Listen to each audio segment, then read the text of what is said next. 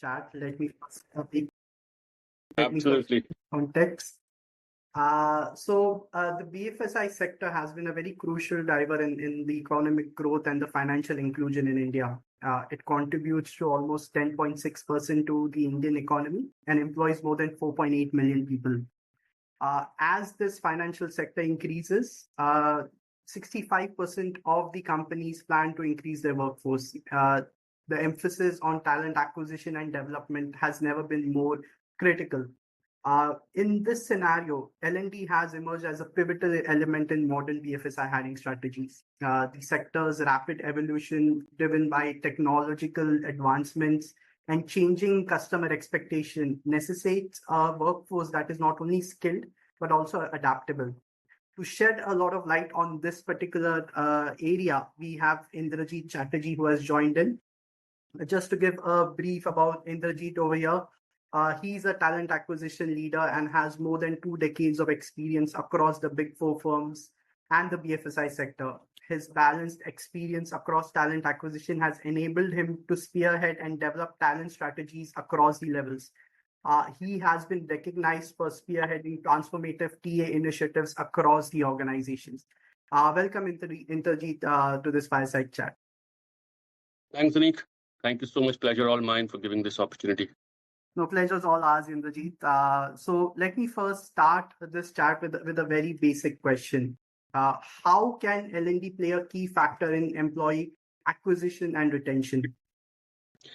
Anique, see, with over 20 years of experience in talent acquisition, while there are 3 major aspects I would say to call out.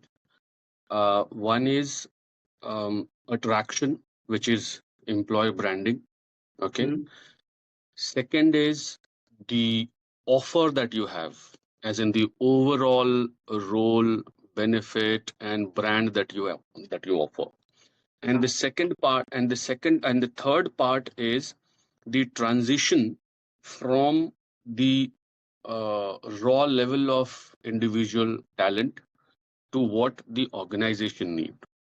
Okay. Now, attraction is something which overall the complete organization's responsibility, including talent acquisition. Giving the role is obviously the organization's responsibility and the department's responsibility. Now, converting the resource from the level A, that the resource has been hired, to level B, where the kind of resource or capacity or competency that the organization or the department or service line needs, is something where a great work is already being done, and a lot of miles are yet to be covered, and with the help of learning and development. I give a small example, a real example. Let's say we hire a lot of chartered accountants. Okay. And in Big Four and in delivery centers, GCC models, currently you see there is always a demand supply issue.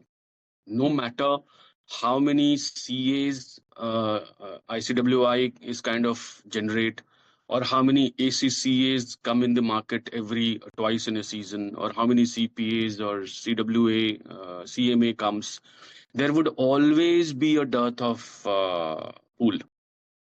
Now, what happens is there is, let's say, 25% of the pool of these qualifications who are the top notch and best of the organizations and consulting and BFSI segment, like top of the organizations would always grab them at a highest cost. Yeah. Another 50% are those who are just kind of there, will struggle, will kind of appear for interview with, let's say, a KPMG or otherwise with a PwC. With 4 or 5 interviews, they get to know, okay, this is how I have to mold myself, or this is what I need to study, brush up, and then come for interview.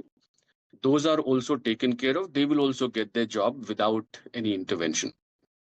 The 25% is the bottom line of the pool, which actually L&D has a lot to work on.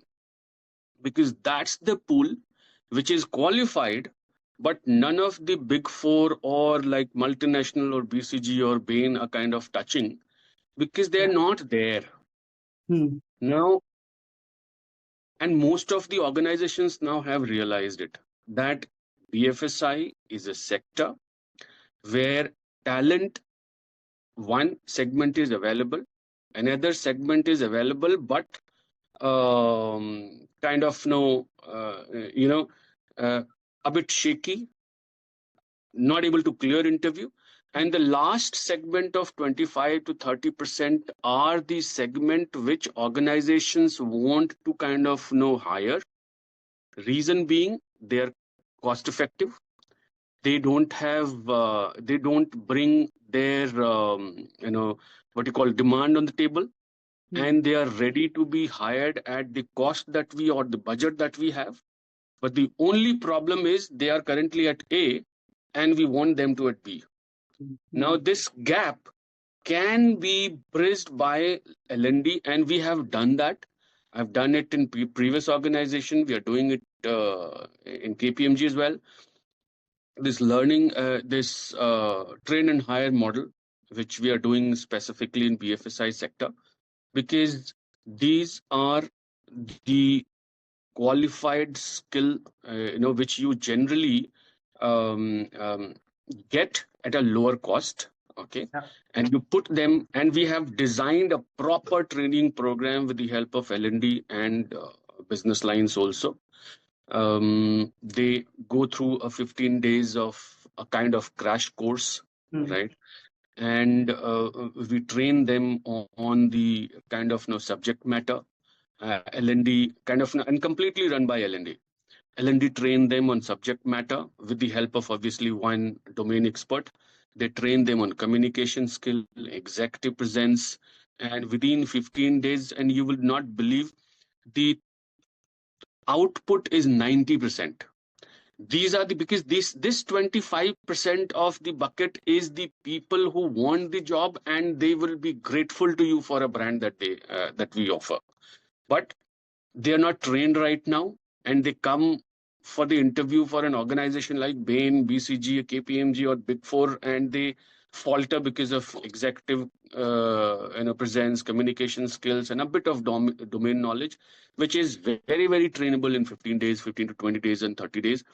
And with the help of L&D, with external support or external vendors or agencies, we are cracking this big myth that people from small town or people from 3 tier, 4 tier kind of cities don't have executive presence or communication skills. They have it, they just don't know it. So we have to show them that this is the level that you have to bring in to the table, and they are ready within 15-20 days. So that's something which absolutely this sector requires, and L&D is going to play a big role in bridging that gap of what is the demand versus what is the supply. Yeah. No, completely agree. I think there's a saying in the recruitment world: you can have it fast, good, or cheap. You pick two. And this is something, any hiring manager you speak to, that's the quote that they give to the business guys. And you mentioned one of the strategies, the the train hire model that you talked of.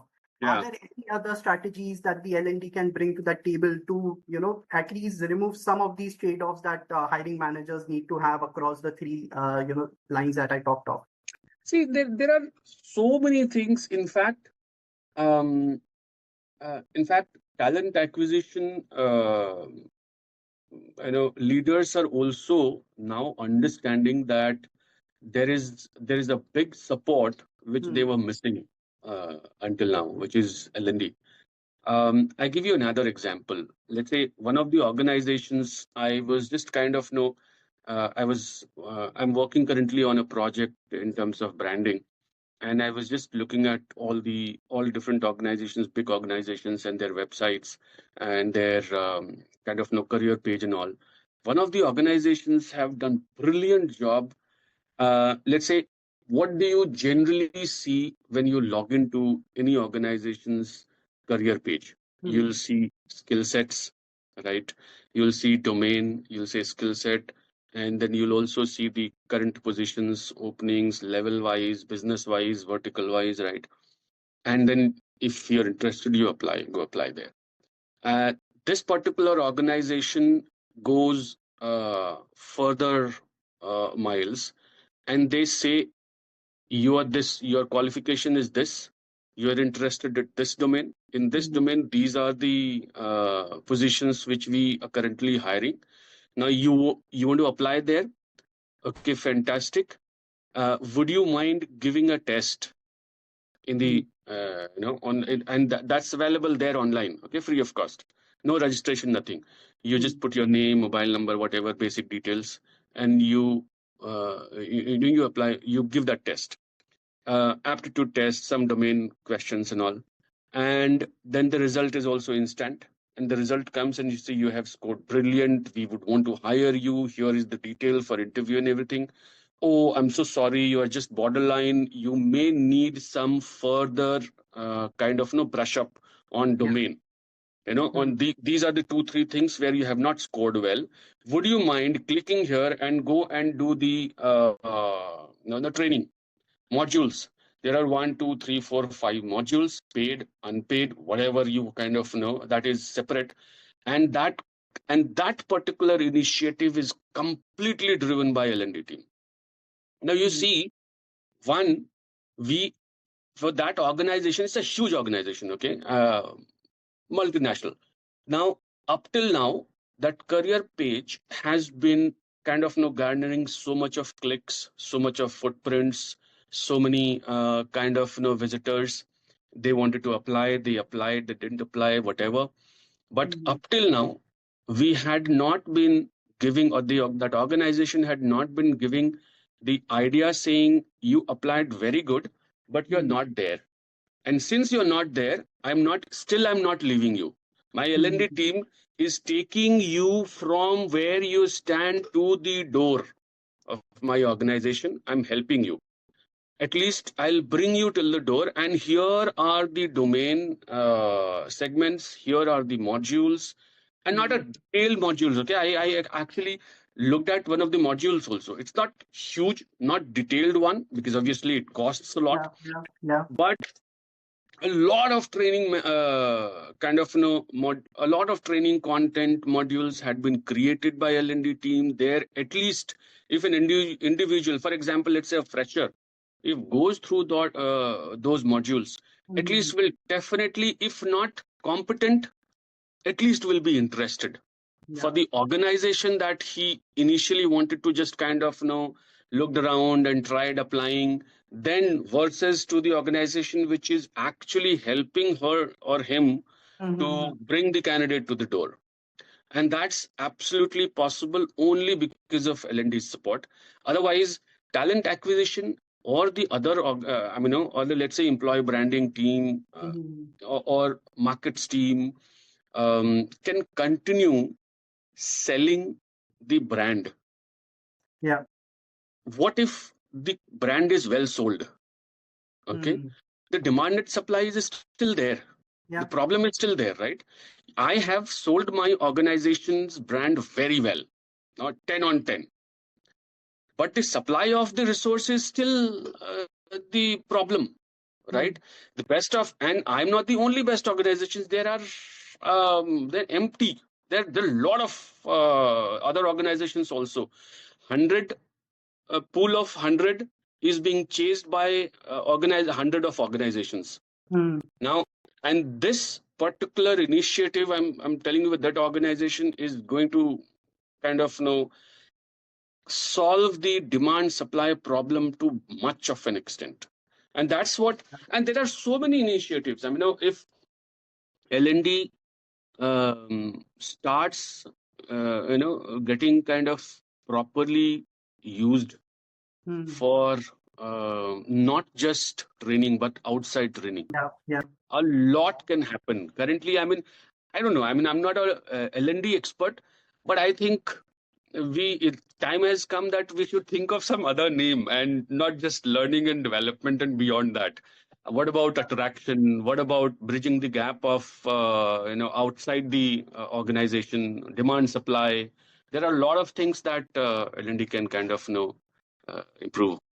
Yeah, Yeah. In India, I think the employability issue is very rampant. The kind of absolutely input that you organization need, that's not there, and it needs a lot more collaborative nature between the talent acquisition team and the L&D team to bridge some of those gaps. And a lot of TA executive, I was just reading a recruiting report by LinkedIn, which says that 85% of TA executive believe that there should be a tighter collaboration between L&D and TA. true. But it's not very visible in a lot of organizations. What do you think are the typical bottlenecks that hampers or challenges this collaborative nature that is required for the success of the organization between those two functions? See, um, uh, well, yeah, I mean, the initiatives, the creativity has to come to the front. Both learning and development and talent acquisition leaders actually have to go beyond their normal call of the duty. Yeah, agree. Um, let's say, as a talent acquisition leader, what do I need? I need resources to be hired on time, Hmm. right? Yeah. And there are so many initiatives that we do to bring the resource on time, Hmm. and so many initiatives which we are doing to kind of bring that talent supply gap.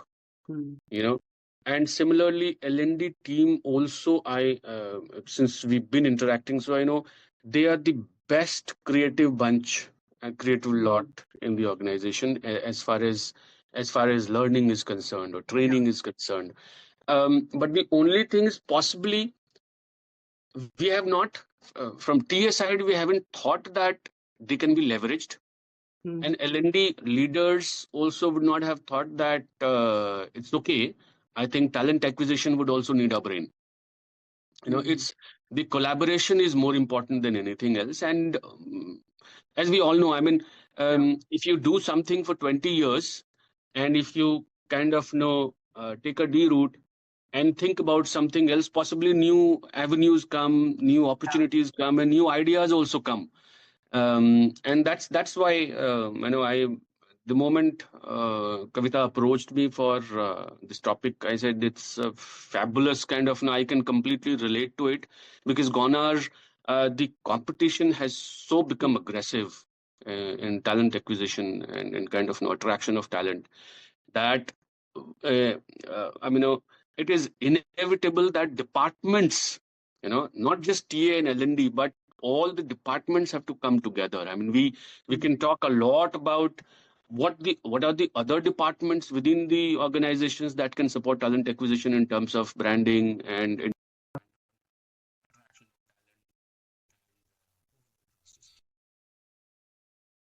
I'm sorry, Indrajit, I'm not able to hear you. yeah, no, there was a call coming. That's complete. Yeah. So that's what. Yeah. So the collaboration is very, very important, and uh, and for that, I think dialogue is important. Yeah. Free flow dialogue, like currently we are doing. If L&D experts and talent acquisition experts sit and just discuss the problem of demand and supply, the problem of bringing an individual from A to B, from Yeah. competency A level to competency B level. And I think problem for both of them are the same. Hmm. It's the same problem. Yeah. It's just that the root are different, or definition of the problems are different, but root problem is the same. That the resource, qualified, competent resource on time on the floor. Hmm. That's the basic fundamental problem for talent Hmm. acquisition and L&D Yeah. also.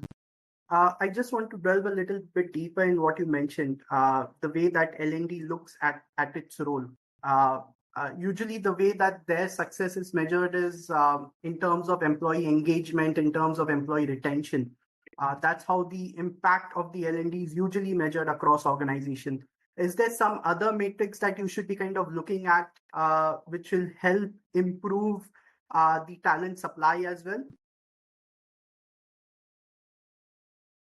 See, I mean, to an extent, um, employee engagement and retention should not be the only criteria, kind of final criteria for effectiveness of L&D. Learning hours, kind of competency improvement. Obviously, it's very difficult. I'm not an L&D expert, but it's very difficult. It's say I jokingly also say tell this to my kind of fellow colleagues from L&D, like at least while we get a lot of beating for delivery on time in terms of resources, but at least my performance are not subjective to perception. At least my performance are purely data driven. Yes. L&D is one such function where I believe that it's very difficult to kind of convert the entire work, the hard work of 24/7 that they do is into measurable, quantifiable kind of data. And obviously then there is the talent strategist also come in play, because engagement can't happen without them, but for L&D, the way ahead in the market, in this competitive environment, is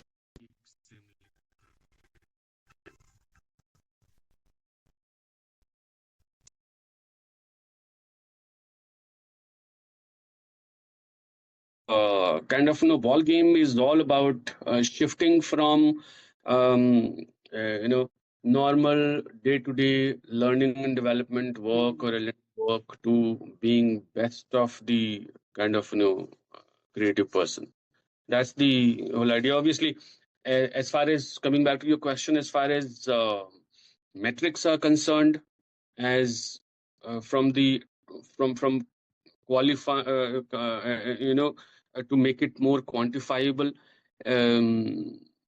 As we have kind of in our organization, we had been looking at number of learning hours, number of completion of training, and feedback from trainees, feedback from individuals.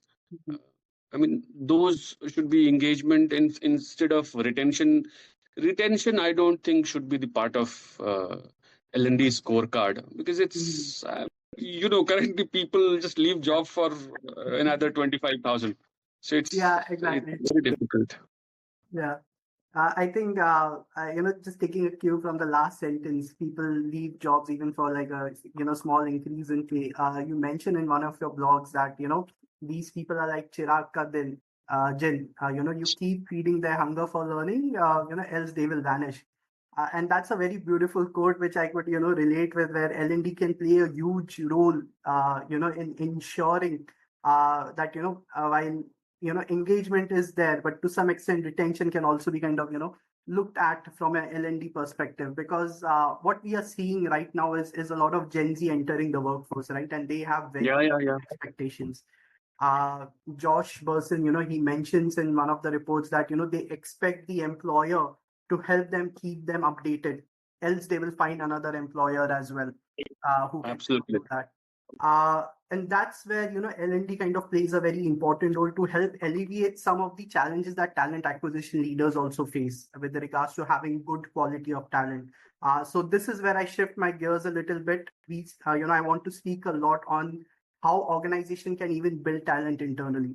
While you have buying it from the market, but then you have a lot of people in the organization having the right approach to kind of build that to alleviate some of those problems. What can talent acquisition leaders look at from a talent intelligence perspective that will help them recommend their talent strategies going forward from the L&D team? What intelligence would they look at? See, I tell you what, Anique, if 100 skill sets I'm currently hiring, you know, and the report says, I mean, all different reports, the kind of uh, ever evolving market in terms of skills, Yeah. and what I'm currently hiring for, 3 years down the line, that skill only will not be available, will be required, Yeah. you Yeah. know, and some new skill will come. Hmm.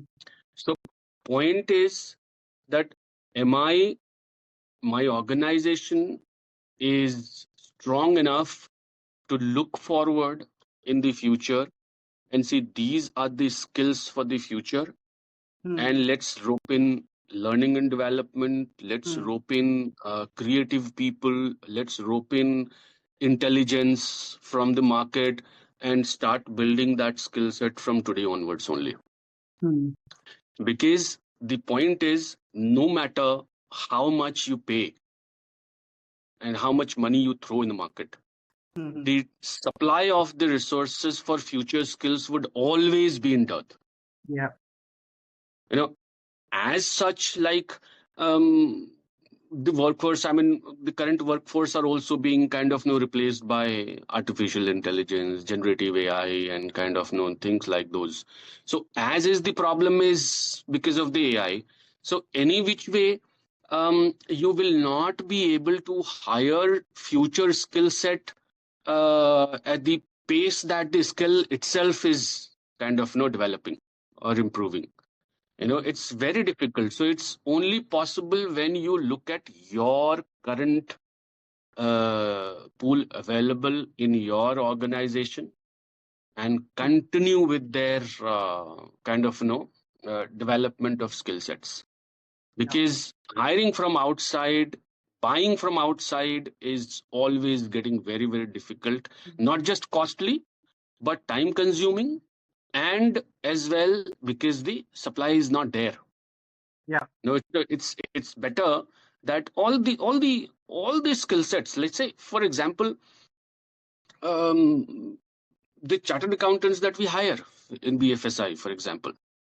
Now there are many resources who wants to, and the top of the resources, okay, Hmm. top of the resources, we know for sure that they want to do things beyond their normal work, because these are the top talent, these are the best of the brain, best of the mind, and they easily get bored. Hmm. And that's why I say, that chirag ka jin, because it's not money that they are leaving the organization for. It's the engagement. They see Yeah. that the hunger is not being met. They're not being Hmm. fed properly. They're not being thrown to different challenges. And those, obviously, that's why I said, talent strategist, learning and development, um, talent acquisition has to work together to kind of create that wow factor, create that challenge for the top tier quality of the resources, to ensure that their learning is not stopping. Yeah. The moment they see it is getting monotonous, the moment they see that it has become, okay, 2 years back it was a new skill for me, today it's a run of the mill work. Hmm. Let me look for something else where kind of I develop a new skill. And that's the reason all this challenge is also there. Yeah. I remember, a few years back, there was, organization were hiring helter-skelter, as if there was an unlimited supply of talent which was there. But now times have changed completely. The kind of skill sets that you would need to require, especially with, AI being so highly integrated with the way of working now, uh, core set of skills are becoming really important. Which kind of skills you feel are really important in the BFSI space to really become successful in this sector? See, I tell you, for a freshers, obviously this question is more of a fresher hiring standpoint. Yeah. I always tell, whenever I do the seminar or I address graduate freshers, or let's say MBA freshers or CA freshers is the domain knowledge. You don't have to worry because that's ample in the market. You all different training platforms are available there to pick up the domain training. Okay, and then you have done, let's say, you are already qualified or you're undergoing the qualification, let's say MBA finance or whatever, all different other qualifications, CMA, CPA, whatever. uh, the major challenge comes in communication, executive presence, and the basic tools understanding. So I recently only I just suggested saying what else do we need to do? I said just three things, three tools that you possibly the moment you join will start working on: Excel, PPT, Outlook. Yeah. And the fourth tool would be the tool which organization asks you to work on. Yeah. The tool which organization asks you to work on, organization will ensure that you are trained. They will hire you as a fresher and they will put you in the training for that particular tool. Whichever BFSI tool they are using, they will train you on. But they will not train you on Excel, they will not train you on PPT, they will not train you on Outlook email management.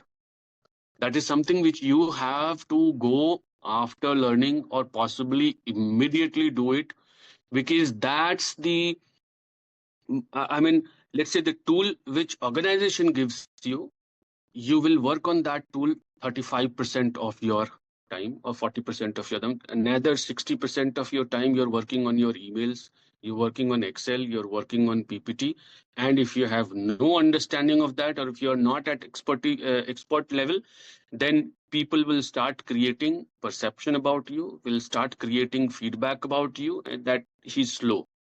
It's not slow, just that those tools you were not trained on. You were trained on principle, practices, theory, and everything. But that practically, when you go on Excel and you see that huge data, you kind of know you're being asked to work on, and you're not able to put slicer, dicer. If you're not able to put VLOOKUP, pivot, and all fast, even if you know what actually is the end result of the work, but you're going slow there, and because of which feedback starts getting generated.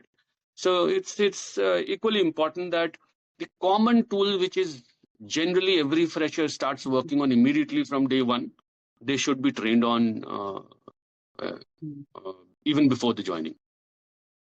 One thing really resonated with me, Indrajeet, what you mentioned was communication and executive presence. And this is a very recurring theme that we are also seeing with the conversation that we are having with our BFSI clients and with some of the big fours as well, where the standardized way of communicating is becoming more and more important because a lot of roles are now shifting from a back-end role to more of a client-facing role.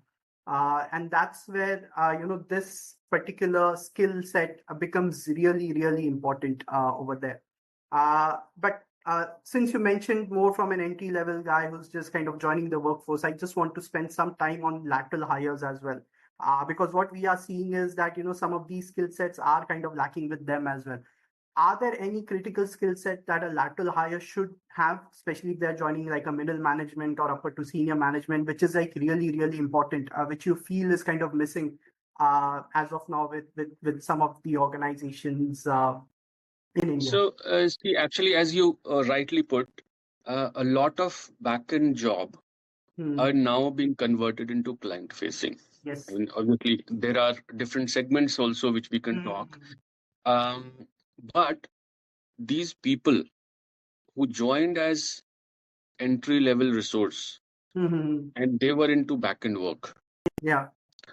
and out of 8 hours of job, 9 hours of job, possibly they had to talk only for 1.5 hours or 2 hours. Yeah. Yeah. And for the rest of the part of their hours, they were working on tools and technologies, and delivering the result. Yeah. Now, After 2 years, 2.5 years of experience, obviously they'll move to team lead role. Yeah. And the moment they move to the team lead role, the expectation only completely changes, because now they need to, if not to client, but at least they now will start discussing deliverables, matrices with their teams, and also with the higher ups, and with their own leaders, and not, if not clients. Now the problem is the transition from that individual resource who was an individual contributor for last 1.5 years, 2 years, has the zeal to kind of move forward and wants to be a team leader, but team leader has to lead the team leader has to speak with the team leader has to speak with the higher ups, and sometimes with the client also. And that's where the problem comes, because if L&D hadn't come in the front, or organization hasn't kind of thought it well before kind of this problem comes, that out of 100 that resources that we hired, 30 resources will go any which way. Okay, because of the normal attrition at entry level. 30% will go, 70%, 70 resources will remain. Now, out of those 70 resources, at least 20% of the resources would have the hunger to move ahead. To move up the value chain. Now, is the L&D intervention to at least catch those 20 of that 100, to say, if we don't train these people, tomorrow when we need team leaders, they would want to become a team leader, but because of our quality requirement, because of team leadership, because of the communication, executive presence, because of the quality that we need in terms of dashboarding, reporting, they are not there. So we will have to hire from outside. Now that's an amazing dichotomy. We are investing, we are hiring people, but we're not investing on their learning and development. But when the time comes to hire team leaders, then we go outside to hire team leaders. So why not invest people in learning and development in our own people? You don't have to kind of concentrate on all those 100 freshers that you have hired. Only 30% of them will remain with you to move up. And 30% of them will remain with you and who would want to move up. The rest will be the run of the mill. Even if you train, they don't have the hunger only to become a team leader or group leader or maybe a manager or kind of value chain. So, and that's where none other than L&D comes into the play. External learning and development, external agencies, or internal L&D department. But that's the future. One last question from my end, Indrajeet, before we open up for Q&A. We can't be in a BFSI fireside chat and not talk about attrition. I think that's always a pain point when it comes to a lot of organization. And you did talk about, employer branding, how that plays a role. But for a lot of organizations, especially if you're talking about, mid-tier NBFC insurance organization, or even banks, you have these bunch of small finance bank also, which is playing a very key role in the BFSI space. How can they help, reduce their attrition with the help of L&D team? What role that L&D team can also play over there? Just if you can shed some light over there. I say learning engagement. One and simple answer: learning engagement through learning, basically. As I said, obviously there are different reasons for attrition. If I consider that culture is good, if I consider that you, if not top of the paymaster, but at least you are there, as an average paying organization. If the growth path is clearly defined for every individual, then the only thing left is the engagement through learning, because of which people leave. And we generally, it's a notion, it's a myth that you pay and people stay. It's not that. Yeah. Otherwise the best of the organizations in terms of the pay masters, they would have zero attrition. But people still leave. Yes. Leave those organizations also who are the top pay masters. Yeah. Now what? Because beyond them, there's no further organizations only to pay. But the learning stops. What stops is the learning. And intervention in terms of learning, engagement, development, individuals, core core motivation in terms of learning goes down, and engagement on learning stops, and that's why people say, maybe something else. So rightly said, completely with you on that, Indrajeet. Few questions from the audience members. The first question that we have gotten is that in your experience, how can L&D play a stronger role, right from onboarding to ensuring better integration, faster productivity, and a longer retention?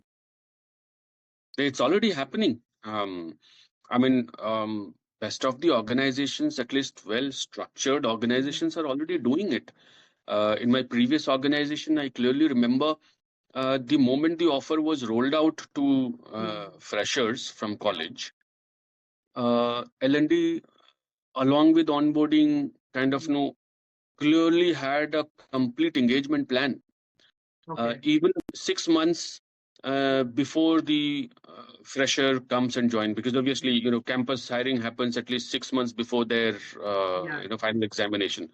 Now the point is, how would you engage with them 6 months before they're joining? Now obviously, engagement has for the final year student, MBA student or BTech student, happy birthday, happy Diwali, happy Durga Puja will not work. Yeah. Those are not engagement for them. Enough people are there to wish them. Now, can you show a bit of concern, a bit of your interest as an organization, saying, hey, listen, there are a lot to learn. We have hired you, offered, your job is secure. 6 months down the line, you're going to join us. What if we train you and take you to the level of plug and play 6 months in advance? Yeah. And who will do it? L&D will have to do it. And L&D and L&D department used to go to each of the service line leaders to find out what is the basic 5 things that you would need the individual to be plug and play from day one. And each of the service lines said this much of domain knowledge, this much of technical knowledge, this much of tool knowledge, this much of communication, this much of executive presence. 5 things. And the L&D created a proper training modules and of 6 months. And all these freshers, final year students whom we have hired were getting engaged with L&D team for 6 months before they finally onboard.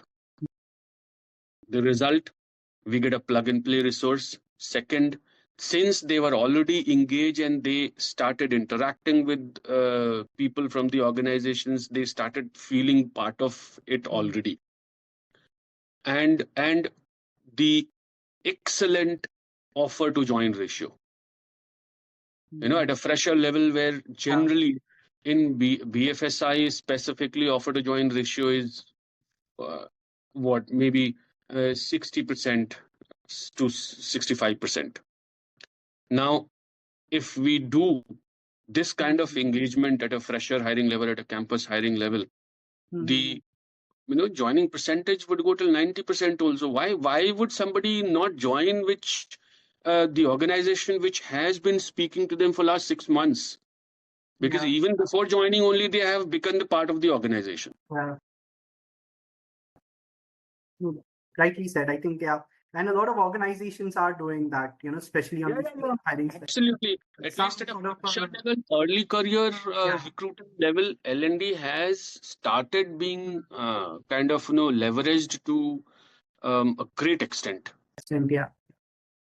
There's a very interesting question over here. Do you see candidates actively evaluating a company's learning ecosystem before accepting an offer? Yeah, absolutely. Hire, 100%. okay. Yeah, 100%. 100%. And that's why, see, one of the organizations that I kind of just give an example at the start only, saying they have gone beyond the general day-to-day work or run-of-the-mill kind of work of putting their requirements, hiring requirements on their career page. Yeah. They understood that engagement with external candidates, the top talent, or at least the talent that I am looking for, can be engaged only through the learning. They understood it well in advance, and I'm sure other organizations would also understand that for a candidate, a hireable candidate, there is a hireable, there is a non-hireable candidate. Yeah. Non-hireable any which way is not to be looked at or possibly to be trained. Now, hireable candidate has to be engaged because hireable candidate is hireable for every organization. Yes, true. And the moment you start engaging that hireable candidate would start looking up to your organization, basically. And that can happen through, as I said, one of such example is putting learning material, putting evaluation material, putting scorecard and evaluation on your career page and giving them a clue saying you are currently at A. We hire people at B. Arch, is it a bandwidth issue from my end or hello? No, I can hear you. Okay. Your screen kind of froze. I couldn't catch the last few seconds of it. No, that's what I'm saying. It's L&D is going to play a huge role in terms of engagement with external candidates, through capsule learning, through bite-sized learning. It's not that those learning modules or those learning content are not available for them elsewhere. Yeah. They can go to all different hundreds of training platform and pay 2,000 rupees and get trained. But the point is, for job, they're coming to your website. Yes. For job, they're clicking your job requirements, your openings. Now, can you connect that learning requirement to your job requirement on one page? One page, yeah. And it works wonder. So another question over here from one of our participants. Can strong learning programs actually reduce hiring costs by making the viable hire the potential to bringing up to perfection? Can that be done? I'm sure we did kind of speak about it before as well. But yeah, maybe a different perspective you can give over here. Yeah, no, absolutely. And all the organizations have learned it their hard way. Stop chasing the top talent and start recognizing the beauty of tier 2, tier 3 cities, the beauty of and the quality of people who actually wants to join you and wants to work with you. Yeah. People whom we want to hire don't want to join us. Yeah. People who want to join us, we don't want to hire them. Yeah. And can we bridge that gap of people who want to join us versus whom we want to hire? Absolutely, this is possible only through training. Yeah. Bring them first through your career page. And again, L&D team play a huge role there as well to bring those people to your career page. Yeah. And then motivate them to see we are different. We think about your learning, we think about your development. We just don't think, or we just don't consider you as body of resource. Okay. They get intrigued. They say, oh, that's really nice, because let's say I want to join as BFSI analyst, but I have only 5 or 6 skills of the 10 which this organization is looking for. And for the rest of the 4, they are already telling me that I need these 4 skills also. and they're also giving some sort of ideas about the learning methods or modules and all. So why don't I join this organization? But because this organization knew me even before interviewing me and giving me idea also. So tomorrow, whether I join this organization or go for interview for the other organization, at least this was the organization which told me that these are the four things which you should learn, and then before coming for the interview. So obviously this, at least if I put myself in a fresher's shoes, I would say I will feel indebted for such organization, because I mean, at a fresher level, if I go back almost 20 years back and reflect, the the most important thing which comes into my mind was there was nobody even to tell what to learn. Yeah. Nobody was even telling me to बस तू 12 घंटे काम कर पढ़ाई कर रहा है, लेकिन ये नहीं पढ़ना है. पढ़ना तो वो है जो तू पढ़ भी नहीं रहा है. And so that is something which, if we as an organization come forward and make people feel that we value you and we value your learning even before they apply for us. Yeah. And I think that's the whole idea. Yeah. And rightly mentioned, especially now in a space where, knowledge is everywhere. You just need to have a structure. And with the new workforce also coming in, there's a very shift in the psyche of employers as well as to how they are looking at the new workforce, which is coming, which is the, the Gen Zs and the Gen Alphas. What do you think are their prime motivators, as per you, which really helps them, stick to a job? I know it's a very difficult, No, so problem for me to help, make them stick. But what would really work over there? I see, when we generally say Gen Z, then there are further 5 different segments of Gen Zs also. I mean, different segments of Gen Z also. A Gen Z in Mumbai city is absolutely different from a Gen Z in Lucknow. Yeah, true. And a Gen Z in Lucknow is absolutely different from a Gen Z in a small town in Bihar. So actually, we we take too much of liberty of putting all such age group into one bucket, calling Gen Z, because a Gen Z's requirement of a small town in Bihar is different from a Gen Z's requirement from Mumbai. Yeah. Yeah. And that's something which an organization has to actually very differently look at. Let's not bucketize the entire age group of that kind of that population into one bucket, saying ye Gen Z hai. Possibly Gen Z in Mumbai possibly will equate to maybe so let's say that will be controversial. Sorry, yeah. Sorry, yeah.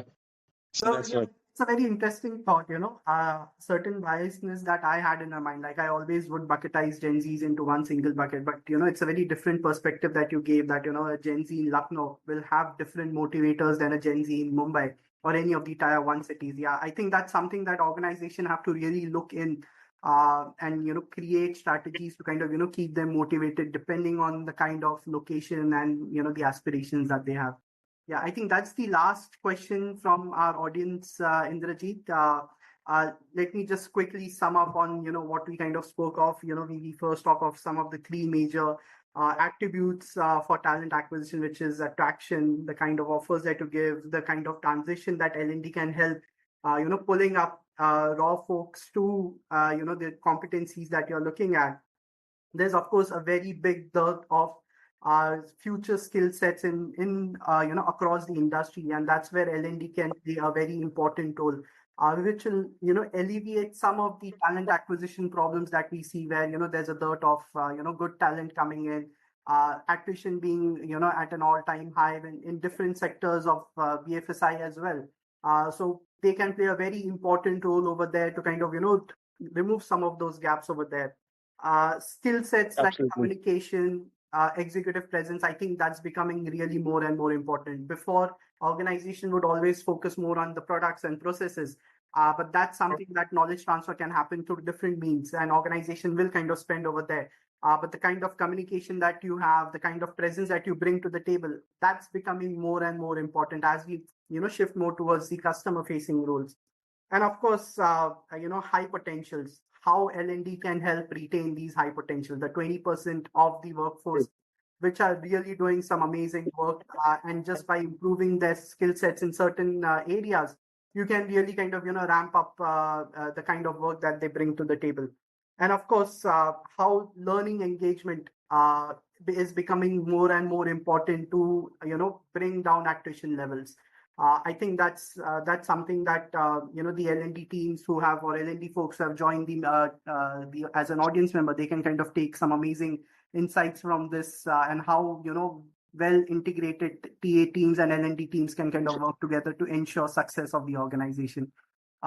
Some of the great insights, Indrajeet, some of the biasness that even I had as a individual, they got removed after speaking with you. So thank you so much, Indrajeet, for coming, and really enjoyed our talk over here. So with this, I think we can wind up our fireside chat. Thank you so much, Anique. It was a wonderful discussion and I thoroughly enjoyed. And thanks, Kavita, for giving me this opportunity in